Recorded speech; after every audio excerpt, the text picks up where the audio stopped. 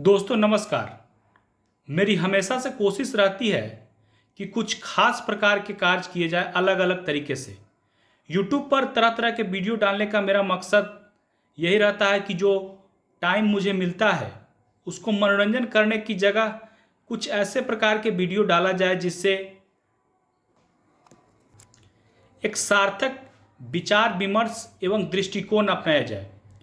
अब तक मैं इस YouTube चैनल पर पॉलिटिकल वीडियो डालता रहा हूँ, एक दो पढ़ाई से संबंधित वीडियो भी रहे हैं।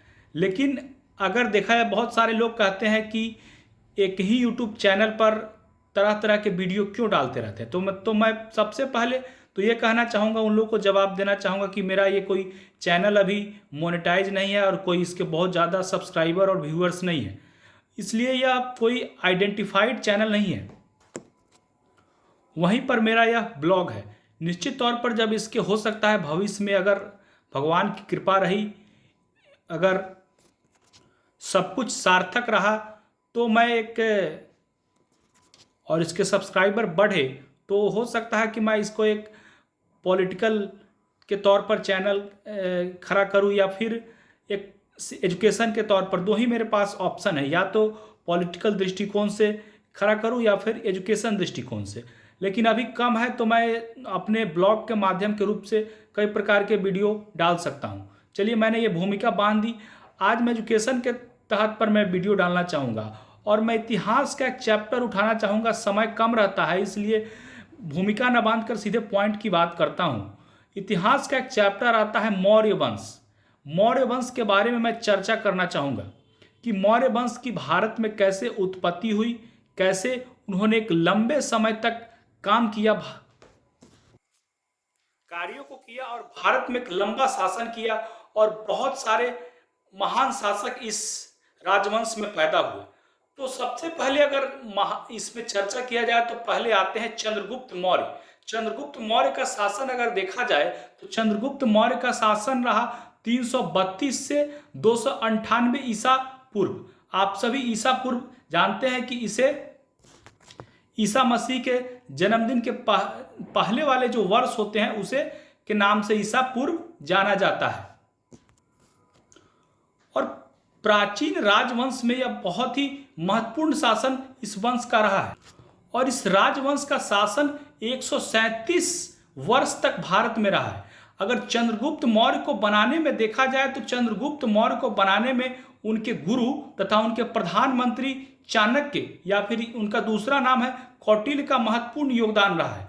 और इन्होंने अपना राजधानी पाटलिपुत्र, यानी आज का जो पटना है उसे पाटलिपुत्र उस समय के नाम से जाना जाता था, उसे बनाया है। 322 ईस्वी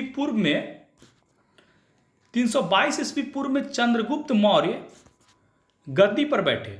इनकी अगर माता के बारे में जाना जाए तो इनकी माता का नाम मोरा था, जिन्होंने संस्कृत, अगर इसका संस्कृत में देखा जाए तो अर्थ मौर्य होता है, इसलिए इस वंश का नाम मौर्य वंश पड़ा।